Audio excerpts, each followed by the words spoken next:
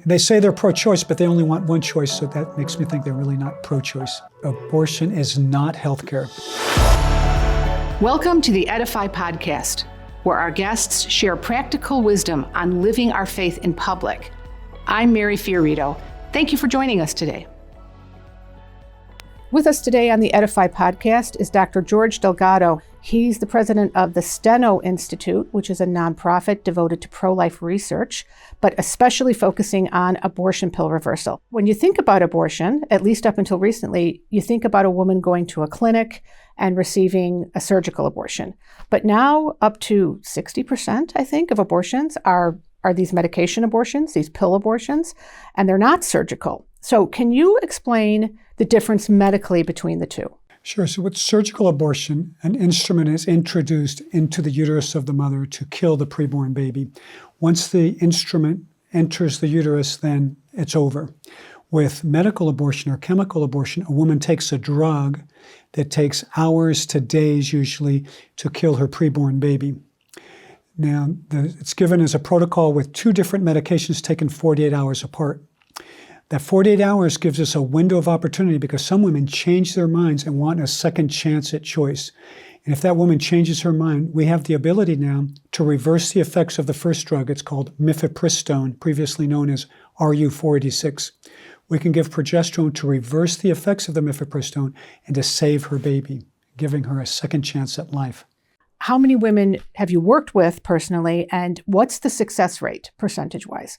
Personally, in my practice, I've probably worked with 200 to 300 women who've reversed their medical abortions. And our published success rates with our high-dose oral protocols, which are our best protocol, is 68%. So the abortion industry claims, to your point, that abortion pills are completely safe, and I've seen this more than once, comparing the safety profile to taking a Tylenol. So you've just mentioned that the complications are significant and not rare, and the side effects from chemical abortions also not significant and not rare. So are there any studies that have examined the number of women, for example, who go to emergency rooms after having complications from taking the abortion pill? So those studies are very difficult to find because the doctors who take care of women who the abortionists are not required to report complications. And often when they go to the emergency department, the complications are reported as something different than related to an abortion, maybe just bleeding relating to pregnancy. So it's very difficult to find those numbers. Also, several states, including California, New York, and Washington, D.C., don't even report any of their abortion statistics. So all of this is quite elusive and difficult to know. But so that's to the CDC. That's to the CDC, right? They don't exactly. report. But Planned Parenthood also keeps abortion statistics from all of its clinics, and sometimes those numbers are actually a little more accurate because they have clinics in California, for example, that report to them. Yeah, so it's interesting to know that the Guttmacher Institute, which is the research arm of Planned Parenthood, these days actually gives us the best statistics that we have. We don't think that they're fully trustworthy, but we think that it's the best we have. It's more accurate than the CDC numbers. Correct. Right. So there are three main issues in discussing this topic of abortion pill reversal. So we start with safety, but then we also have to talk about effectiveness and then the demand for it. So can you unpack each of those three things for us, please? Abortion pill reversal is safe, it's effective, and women given that second chance at choice are very, very grateful. As far as the safety, we found it to be very, very safe. The birth defect rate is the same as the general population. That is, it does not increase the rate of birth defects, so we're very happy about that. And in our large study, preterm births were actually lower in the women in the babies who had undergone abortion pill reversal compared to the general population.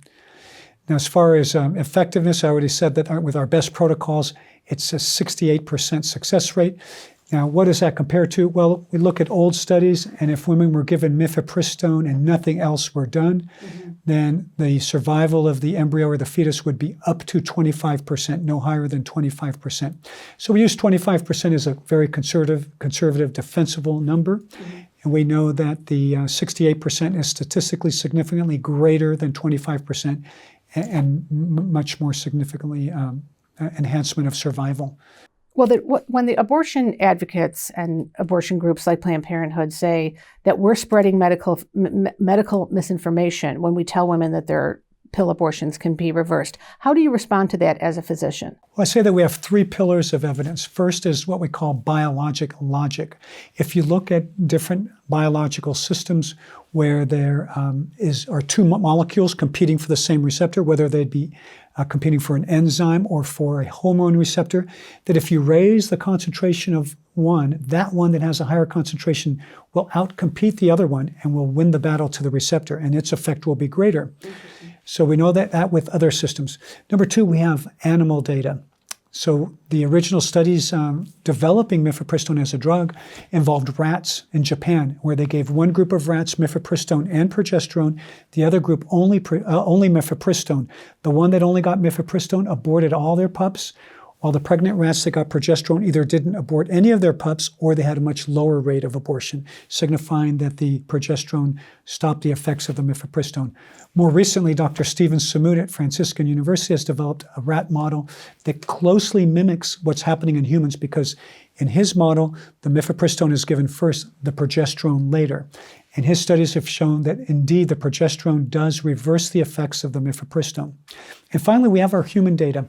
We know that we've published a large study tracking more than 250 women with successful reversals. And we also know that we've documented over 4,000 successful reversals and births in women who've wanted that second chance at choice. So I think looking at it now, the evidence is irrefutable that abortion pill reversal is effective. So 4,000 babies approximately. Over 4,000. Over 4,000 in the United States have been saved. Well, in the United States and some other countries, but mostly in the United States. Who came up with the idea of attempting to reverse the effects of the abortion pill? Well, two doctors did independently. The first one was Dr. Matthew Harrison in North Carolina, and he's on the board of directors of Steno Institute. And I came up with the same idea independent of him about a year and a half later. Both of us had situations where women had taken mifepristone, had regretted their decision, and reached out to us directly to Dr. Harrison, to me indirectly, wanting to know if there was a way to reverse the medical abortion. Oh, that's wonderful. So I have been aware of, and I imagine you have seen as well, real pressure put on physicians not to suggest abortion pill reversal. And I think this pressure comes from things like, it comes from other doctors, it comes from either their medical networks or their insurance groups, or from management at a hospital, et cetera, et cetera. Have you seen this yourself in your practice, where there is really a very assertive and aggressive attempt to discourage medical professionals from even bringing up the topic of abortion pill reversal? Yes, it is. It's really coming from the top. American College of Obstetricians and Gynecologists, which is an avowed promoter of abortion, they say so in their public statements, as well as Planned Parenthood, ACLU, and others, have characterized this as junk science and have they're having no support at all.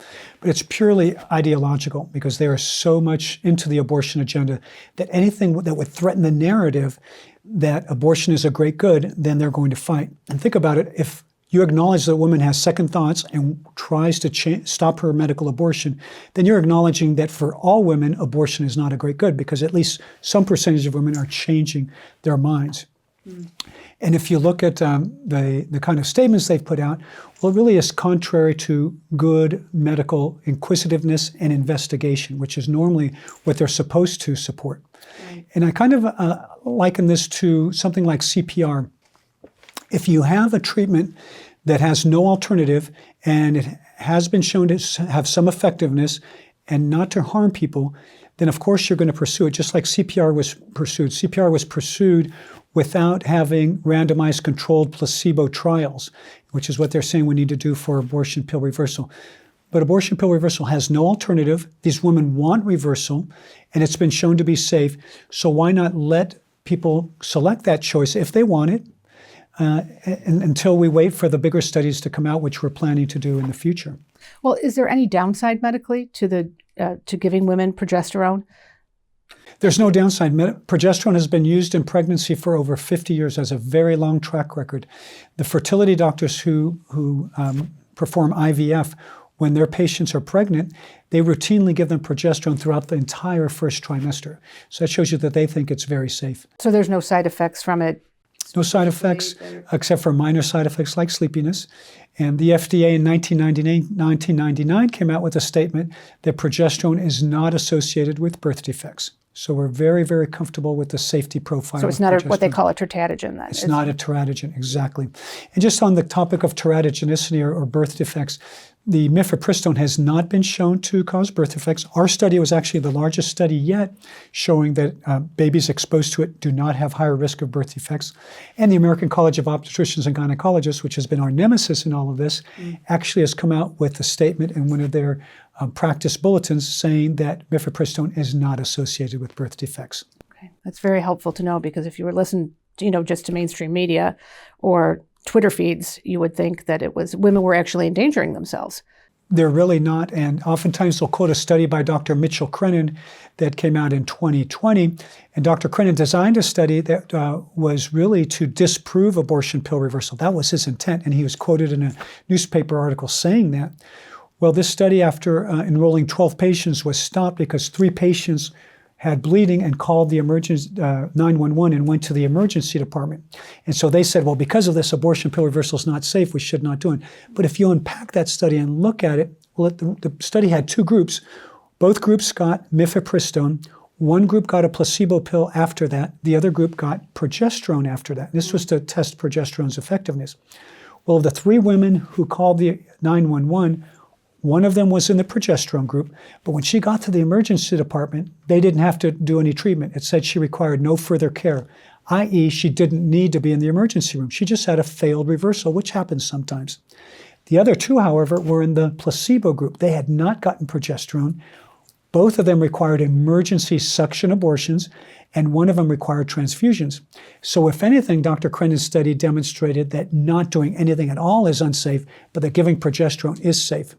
And by the way, his numbers were similar to ours. There was a 67% success rate in those who started on the progesterone path of survival at 2 weeks, and 33% in those who started the placebo path, i.e. no treatment.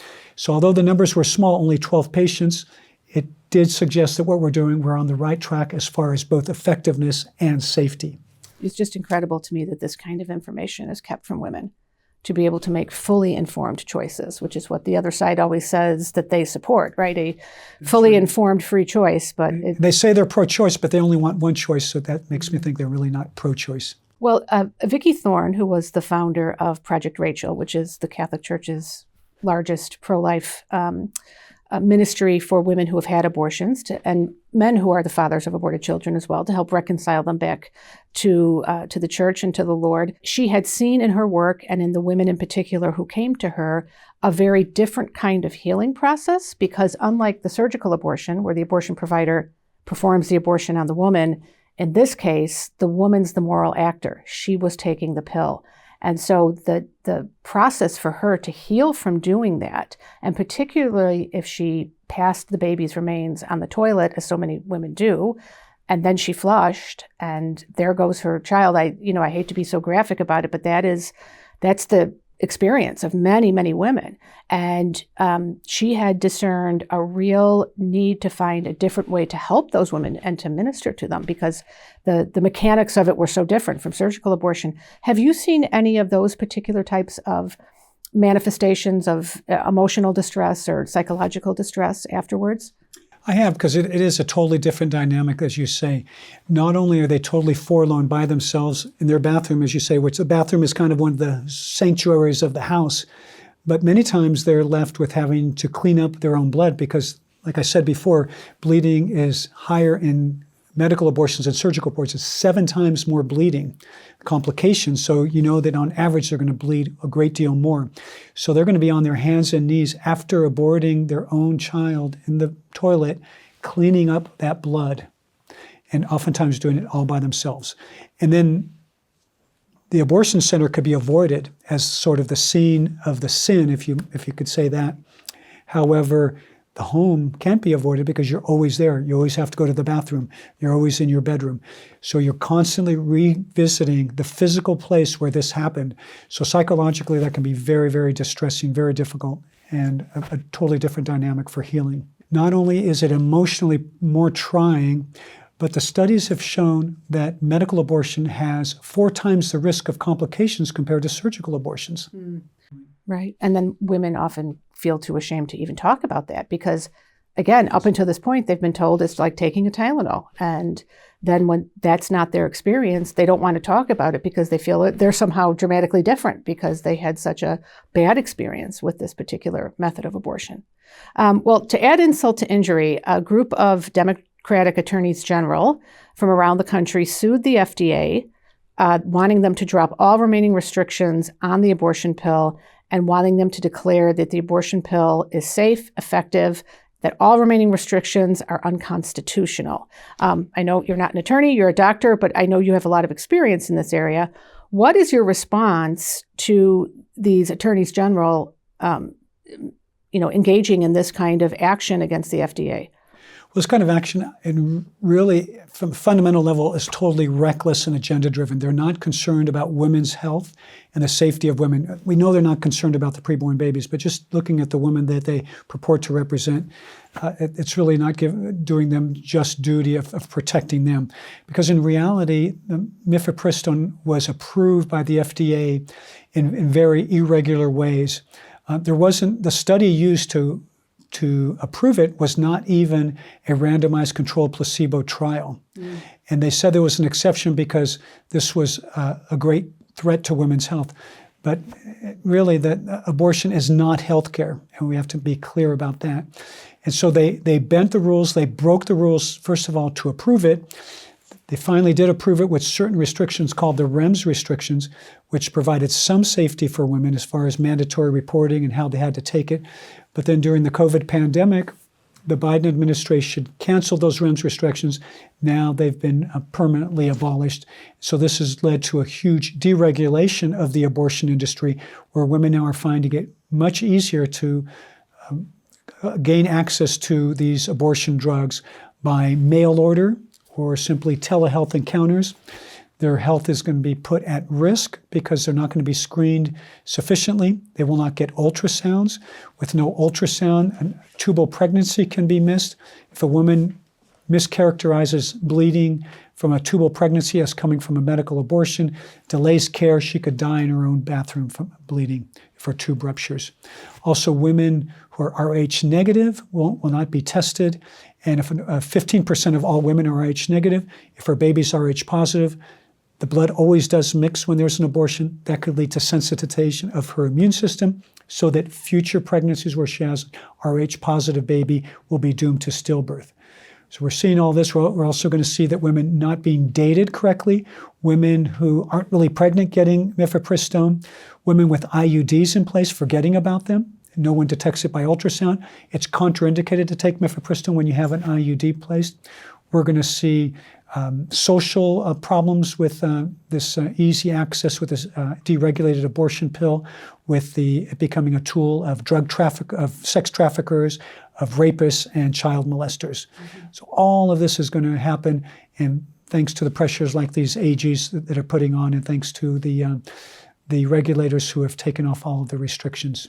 Among the things that really stuck out to me from your EDIFY video, and listeners, just as an aside, we're going to include a link to Doctor's excellent EDIFY video in the show notes.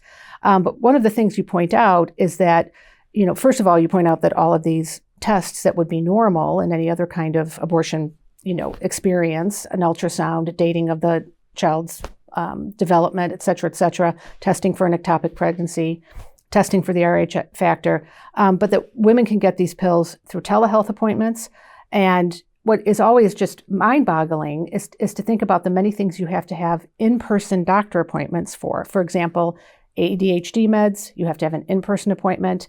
A refill of sleeping pills, that requires an in-person appointment with the doctor, but not for these abortion pills that have, as you've just described, can have very serious ramifications for women. And the way in which women's health is being played around with, like some kind of political football, it's just so appalling. And how do you, as a physician, if you're encountering, your peers, for example, how do they justify this? I mean, just in terms of the way we conduct medical practice in every other area.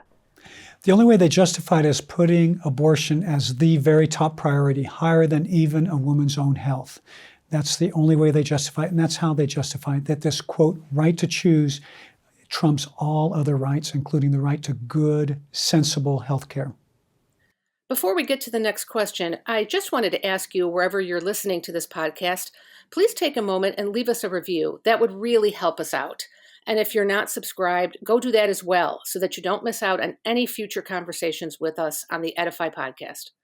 CVS and Walgreens, which are the two largest chains of drugstores and pharmacies in the United States, are now carrying abortion pills in many states in their stores. So they're now just widely available.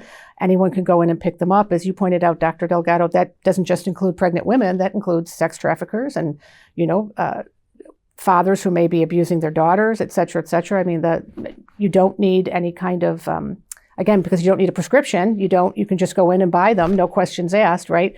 And so... Well, they just still do need a prescription. They're pushing to get it over the counter, but as of now, they still need a prescription. But there's a significant effort afoot to make certain that is not necessary at this point. So, and Walgreens and CVS are also applying to get into the business of mail order abortion pill delivery. Right. So they're trying to cash in on this as much as they can. What are your thoughts on how we as a pro-life community should respond to the fact that now these are just going to be flooding the market? And how can an organization like yours, which hopes to allow women to understand that this can be reversed if they've taken it, how do you reach these women? How do they find out about you other than a Google search? Well, the searches are very powerful, but what we want to do is educate everybody who might be around that woman. Because think about it, a woman who's getting an abortion pill online or through telehealth probably, certainly hasn't gone to even the rudimentary, quote, counseling they get at Planned Parenthood, and perhaps hasn't given it as much reflection as a woman who actually physically drives to a certain place and goes through a process of something that's a quasi-medical appointment. So we think that women will probably have more chance of second thoughts and of changing their mind. So when they change their mind, they're going to turn to people who are trusted around them. They're also going to turn to doing online searches. So the online searches, we're working on that. We have a pretty good search optimization. We're also trying to get the word out with podcasts and other things so that it's just popping up more and more. But we want to educate the general public so that if it's your daughter or your granddaughter who comes to you and confides in you, or your best friend, you can say, well, I heard about this, that abortion pill reversal is safe and effective, and women who have that opportunity are really happy they did. We also want to touch medical professionals so that if she goes to her OBGYN or her family physician, or even a pediatrician, because we're seeing it in children, that doctor will know about this and say, well, there is abortion pill reversal, and I've read about it, and what I've read is that it certainly seems very safe and it seems effective. So maybe you should look into that, and then they can direct them to the website and the hotline, abortionpillreversal.com.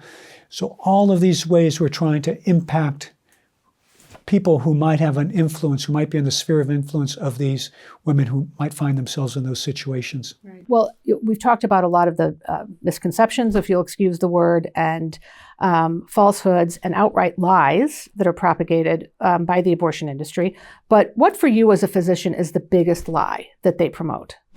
Well, the biggest lie, of course, is that any one person has the right to take the life of another innocent person, even if that is the mother of that person. So that's the fundamental lie, is that women who are pregnant are somehow masters over the preborn baby, individual person that's inside of her. Instead of being this caretaker, which is what she really is, and doing whatever she can to protect that preborn baby, the notion is put in her head, the big lie, that she is the master and can decide if that baby lives or dies. Dr. Delgado, you often hear abortion advocates say things like, abortion is healthcare and healthcare is a right. Is abortion healthcare? Most certainly not. Abortion is not healthcare, because healthcare, as the word implies, or the two-word implies, is you're caring for someone's health. You're doing something to enhance the health of an individual. You're either mitigating suffering, treating disease, or actually curing disease and saving lives. Abortion does none of those. It does not mitigate suffering. It creates more suffering. It does not cure any disease. It does not treat any disease. And it does not save lives. It actually kills the life of a preborn baby and severely negatively impacts the life of the mother. So really, abortion should not be called healthcare. It should be called a lifestyle decision. It's a decision a mother is taking in order to conform to the lifestyle that she wants.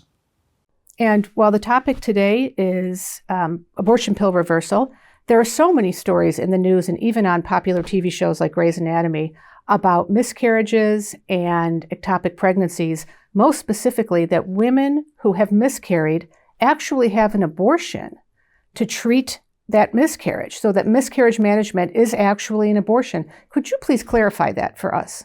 So that's an absolute falsehood, because when a miscarriage, by definition, the baby has died or is dying. So any treatment for that is to simply empty the contents of the uterus of an already dead baby, a baby that died naturally, as opposed to abortion, which is killing a live, healthy baby. The same thing goes with ectopic pregnancy treatment. There, the treatment is directed at saving the life of the mother whose tube is may be rupturing. And so in saving the life of the mother, the foreseen but unwanted second consequence is that the life of that preterm baby, if it's still alive, may be ended early. But oftentimes in a tubal pregnancy, the baby's already dead anyway. In 90% of all the cases, I believe. Probably about 90%. Yeah. But even if the preborn baby is still alive, the act itself is of curing the mother of a life-threatening disease. And so it is not a direct killing of the preborn baby, which is what abortion is, the direct killing of a preborn baby. And I'll also add that all of the laws so far on the books that have outlawed abortion have had stipulations just to make it clear that treatments for tubal pregnancies and miscarriages are not included in these prohibitions. So to conflate the two is really just a strategy by those pursuing the abortion agenda. So a woman who has had a miscarriage and then does not pass the child's remains naturally and has to go into the hospital to have generally a D&C, she is not having an abortion. She is not having an abortion, that's correct. She's having just a D&C to treat her miscarriage.